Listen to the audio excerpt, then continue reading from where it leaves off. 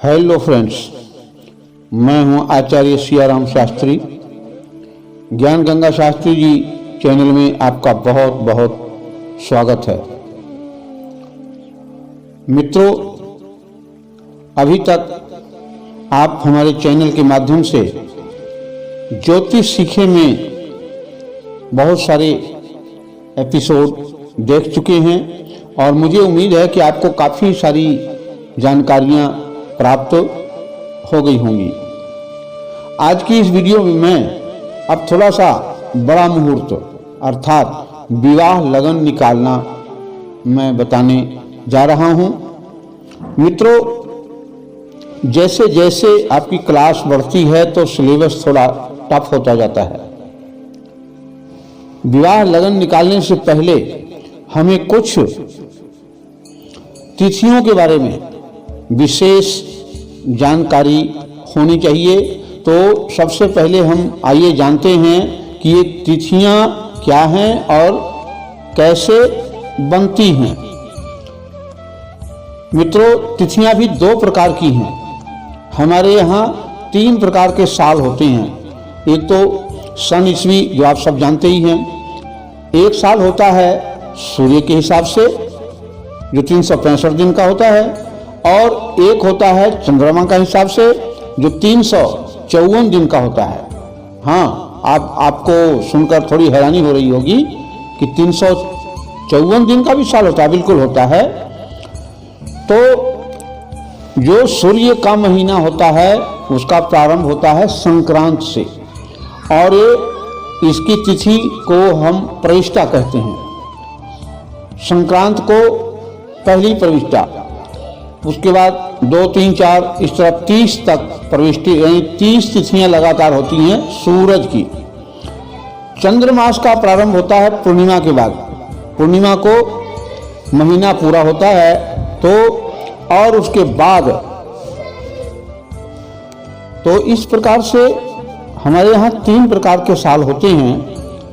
तो 3 प्रकार के ही महीना हुए। एक तो इंग्लिश वाला जनवरी, फरवरी आदि, और एक चैत्र वैशाख वगैरह। तो ये चैत्र वैशाख सूर्य के हिसाब से और चंद्रमा के हिसाब से ये 2 साल चलते हैं, 2 महीने होते हैं। तो सूर्य जो है संक्रांत से शुरू होता है, और चंद्रमा का महीना जो है वो पूर्णमासी के बाद से शुरू होता है। एकम, दूज, तीज इसमें ऐसे बोलते हैं। तो इस प्रकार से तो सूरज के महीना को बहुत कम ही लोग जान पाते हैं, क्योंकि जितने भी हमारे यहाँ भारत में पर्व त्योहार हैं वो सभी चंद्र महीनों में मनाए जाते हैं। जैसे फाल्गुन महीने में होली, तो फाल्गुन ये चंद्रमा के हिसाब से फाल्गुन महीना होता है। दशहरा आश्विन में होता है तो ये चंद्रमास में ही होता है। तो जितने पर्व त्योहार हैं वो चंद्रमास में होते हैं। सूर्य केवल खेती बाड़ी यानी किसानी के लिए ही प्रयोग में आता है या ज्योतिष में आता है।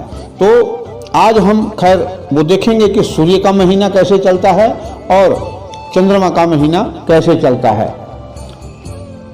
दोस्तों, हमारा पूरा का पूरा ज्योतिष शास्त्र विज्ञान पर आधारित है। ये कोई अंधविश्वास और ढकोसला नहीं है।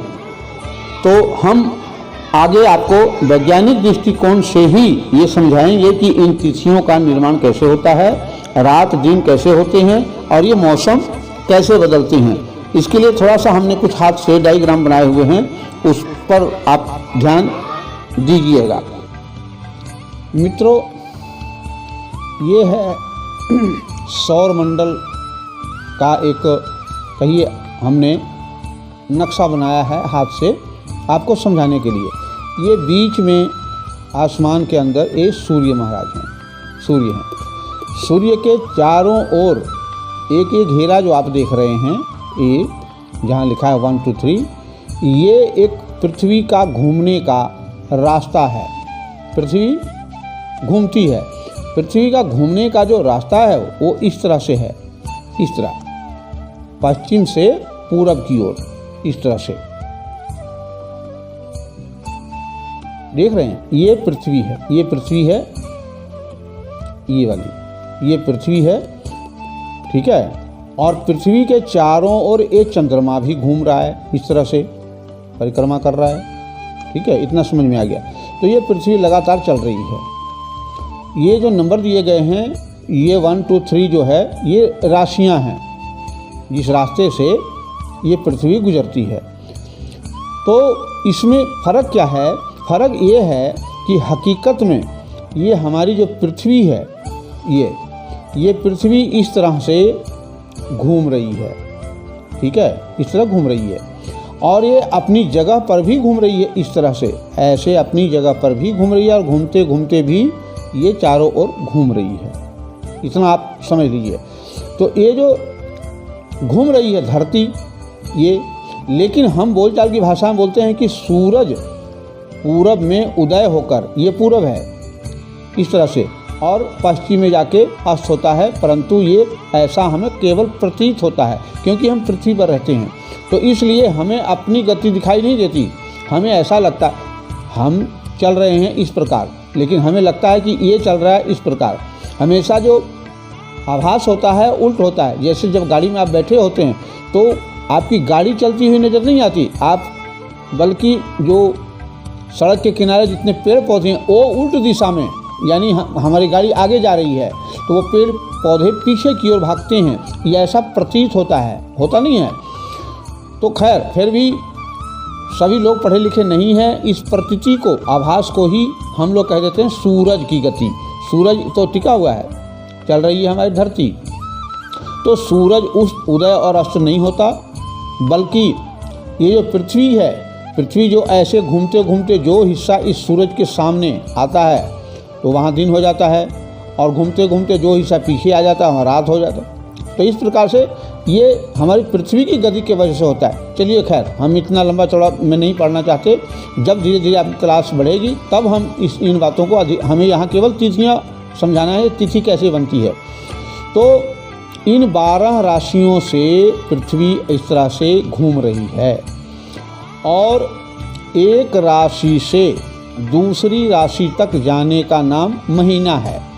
एक महीना ये, और ये है, इसी को हम कहते हैं सौर मास, सूर्य के हिसाब से, जबकि ये सूर्य के नहीं पृथ्वी के हिसाब से है। तो खैर यहाँ कहा जाता है सौर मास ही। तो जब सूर्य यहाँ से यहाँ आता है, यानी आता हुआ दिखाई देता है, तो इस अवधि को हम कहते हैं एक महीना। और जब ये 2 से लेकर 3 तक का एरिया जो है, ये दूसरा महीना है, तीसरा महीना। तो सूर्य का जो महीना होता है, जब सूर्य यहाँ होता है इस पॉइंट पर, तो इसको बैसाख महीना बोला जाता है। एक यहाँ ये राशि सूचक है, 1 का मतलब मेघ, 2 का मतलब वृक्ष, 3 का मतलब मिथुन आदि। ये आपको पहले हमने बता रखा है, आपको क्रम में याद रखना है राशियों को। तो ये जो पहली राशि है, यहाँ पहला महीना सूरज का साल शुरू होता है बैसाख से। ये जो है 1 नंबर यहाँ तक, ये यहाँ से लेकर यहाँ तक, ये बैसाख महीना है। ये ज्येष्ठ का महीना है, जब 2 में आ गया, यहाँ से ज्येष्ठ शुरू हुआ, यहाँ से बैसाख शुरू हुआ यहाँ तक, अब यहाँ से ज्येष्ठ शुरू हुआ यहाँ तक। तो इस तरह आगे आगे ये सभी 12 महीने 1 साल पूरा हो गया। इसको, पृथ्वी को इस तरह पूरा करने में 365 दिन लगते हैं। तो इस प्रकार से ये महीना शुरू होता है। एक तो ये महीना हो गया सूर्य के इर्द गिर्द जो पृथ्वी घूम रही है जिसकी वजह से। अब दूसरा जो महीना शुरू होता है, अब ध्यान दीजिए इधर, ये हमारी पृथ्वी है, ये वाली, ये पृथ्वी, और इस तरह घूम भी रही है, चारों तरफ चक्कर लगा रही है सूरज की। अब पृथ्वी के चारों तरफ भी एक घेरा बना हुआ है। इस रास्ते से चंद्रमा परिक्रमा कर रहा है, पृथ्वी की परिक्रमा कर रहा है इस तरह से। तो जब ये देखिए, ये अभी इस वक्त ये आधा रास्ता इधर है, इधर, तो इधर ये जो है शुक्ल पक्ष है। शुक्ल पक्ष मतलब इधर रोशनी ज़्यादा होगी, और इस एरिया में, ये जो हाफ से लेकर इतना है एरिया, इस एरिया में ये अमावस्या की स्थिति है, ठीक है, इधर। तो ज्यों ही चंद्रमा, जैसे जैसे चंद्रमा, देखिए ये सूरज है ना इस तरह, अब चंद्रमा, ये पृथ्वी है, चंद्रमा इस तरह से घूम रहा है। तो घूमते, इस तरह से घूमते घूमते, अब जब चंद्रमा यहाँ है तो सूरज के नज़दीक है, जैसे जैसे वो बढ़ता जाएगा, सूरज से अंतर यानी दूरी बढ़ती जाएगी, वैसे वैसे तिथियां बनती चली जाएंगी। तो इसमें यहाँ से लेकर यहाँ तक 15 तिथियां बनेंगी। जब इतना दूर आया तो पहली तिथि, जब इतना दूर आया दूसरी तिथि, तीसरी तिथि, 7वीं, 8वीं, 9वीं, 10वीं, यहाँ तक 15, ये हो गया।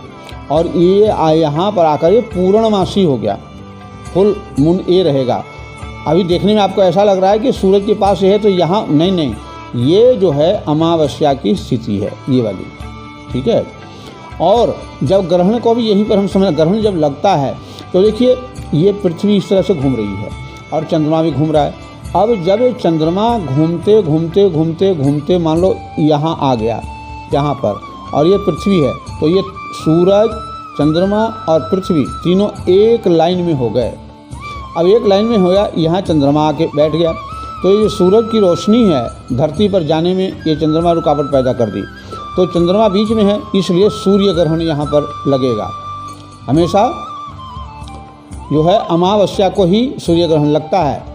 तो ये बताइए अंधविश्वास है, विज्ञान है? मैं विज्ञान की दृष्टि से बता रहा हूँ। तो ये अमावस्या की स्थिति आ गई।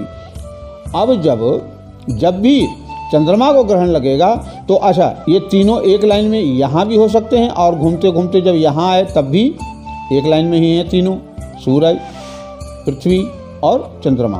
अब बीच में पृथ्वी है और यहाँ अब लग गया सूर्य ग्रहण। जब पृथ्वी होगी बीच में तो सूर्य ग्रहण लगेगा। तो ये भी आप समझ गए। तो ये जो चंद्रमा की दूरी बढ़ती जा रही है यहाँ से, सूरज से, अब देखिए यहाँ जब चंद्रमा आएगा यहाँ पर तो ये काफ़ी सूरज से दूर हो गया। तो धीरे धीरे करते करते तो यही है तिथियाँ। इस प्रकार से ये चंद्रमा की तिथियाँ चंद्रमा से बनती हैं, और ये पृथ्वी के चलने से ये सूर्य की तिथियाँ और मास बनते हैं। सूर्य का जो प्रारंभ होता है वो यहाँ से होता है, मेघ से। इसी को हम यहाँ पर एक का मतलब यानी मेघ राशि में जब होगा तो बैसाख, वृक्ष में ज्येष्ठ, मिथुन में आषाढ़, इस तरह सारा आपको रटना है। ये इतना आप समझ गए। अब देखिए थोड़ा सा और यहाँ समझिए, इसको हमने बनाया है बहुत सारा। ये सूरज है, तो ऐसे पथ बहुत सारे हैं, क्योंकि ये तो सूरज है। तो एक रास्ता ये घूम रहा है, ये वाला, इस पर बुध घूमता है, सूरज के सबसे नज़दीक बुध। उसके बाद एक और रास्ता भी है, गोल सर्कल चल रहा है, ये वाला, इस पर शुक्र महाराज घूमते हैं। और तीसरे नंबर पर इस रास्ते से हमारी पृथ्वी घूमती है, ये वाले पृथ्वी। उसके बाद फिर ये जो चौथा सर्कल चल रहा है, इस तरह से चौथे सर्कल पर ये मंगल घूमता है, मंगल। और उसके बाद फिर फिर रास्ता शुरू है। ये सभी क्योंकि सूरज की परिक्रमा कर रहे हैं। ये बृहस्पति है और इस सर्कल से शनि चलता है। तो इस प्रकार सभी ग्रह सूर्य की परिक्रमा कर रहे हैं, पृथ्वी कर रही है, पृथ्वी का परिक्रमा चंद्रमा। इन्हीं से मौसम, दिन, रात और तिथियां बनती हैं। अब हम आपको बता रहे हैं विवाह लगन, और तो फिर इतना लंबा चौड़ा भाषण क्यों दे रहे हैं? अब समझिए, मान लीजिए किसी की राशि मेष है, किसी व्यक्ति की राशि मेष है, और सूरज जो है यहाँ चौथी राशि पर चल रहा है। तो ये यहाँ से गिनेंगे तो चौथी पड़ेगी, और ये 8वीं पड़ेगी, और ये 12वीं पड़ेगी। किसी भी राशि के लिए 4, 8 और 12वां राशि जो है उस महीने में उस राशि का विवाह नहीं होता, ये मृत्यु योग माना जाता है। अब मान लो, और इसी को समझ लीजिए आप ध्यान से, यहीं पर किसी की राशि ये है, मिथुन है, तो अब यहाँ से 4 गिनेंगे तो मिथुन राशि वालों का चौथा कौन सा बनेगा? 1, 2, 3, 4, 6 माह, यानी आषाढ़ महीना। सूर्य के हिसाब से आषाढ़ महीने में, क्योंकि वो चौथा महीना पड़ेगा उस वृक्ष राशि वालों को के लिए, मिथुन राशि वालों के लिए। तो इस चौथे महीने आषाढ़ में नहीं होगा।